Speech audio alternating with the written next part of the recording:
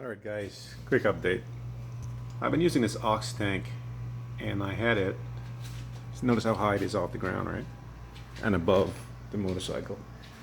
I had it hanging from this location here at the garage door. So it was about maybe 3 feet above the bike.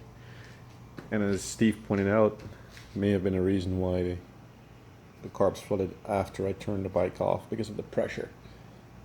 I mean, it's about a good 3 feet above the bike, maybe 3.5 feet actually.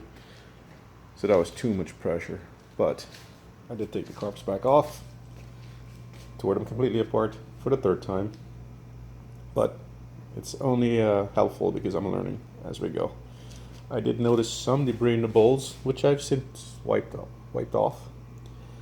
So I am going to dip these bad boys because the crud that's built up in the passageways you can't see and remove with carb cleaner, so they're going to get dipped.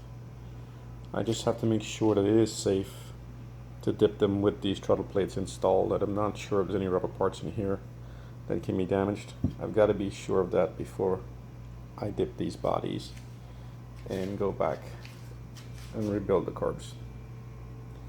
I have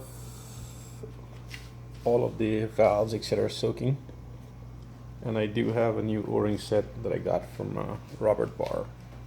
So got the o-rings.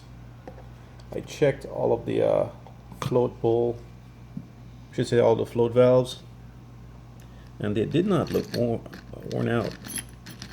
The tips were still in good shape. They looked kind of shiny, and the number 2 carb did not leak even with the pressure. Just 1, 3, and 4 did.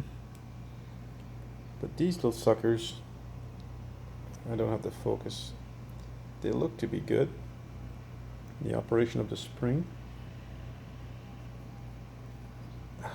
man, I guess my fingers were dry. Those are functioning well, all 4 of them. So I'm just going to take the opportunity to do these carbs over completely so I can learn my lesson about dipping them in the first place. But that's where we are. Back to the carbs.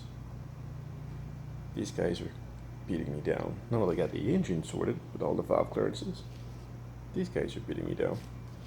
As for the electrical system, which I tested in another posting, another thread I have on the forum, I was unable to verify the operation of not the signal generator, but of the CDI box or the igniter. But even though I wasn't able to test it as per the manual, yesterday the bike started up no issue, and I had spark on all 4 cylinders. It ran good until I turned it off to check for leaks, and that's when it flooded. So I'm going to assume that that box is good. I could not get the spark as per the test when I either do cylinders 1 or 2 or 3 and 4. I could not get that spark at the plugs, but the bike does start. Alright, so that's the update for now, guys.